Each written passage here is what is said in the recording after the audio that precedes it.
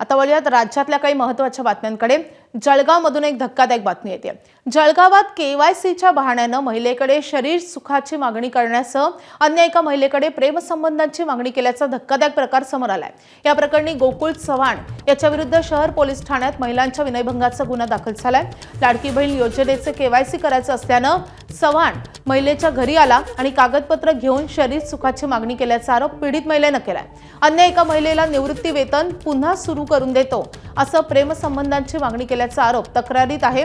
शासकीय योजनांचा लाभ मिळवून देण्यासाठीची आवश्यक प्रक्रिया पार पाडून देण्यासाठी महिलांकडे शरीर सुखाची तसेच प्रेमसंबंधांच्या मागणीच्या या प्रकाराने जळगावात खळबळ निर्माण झाली आहे।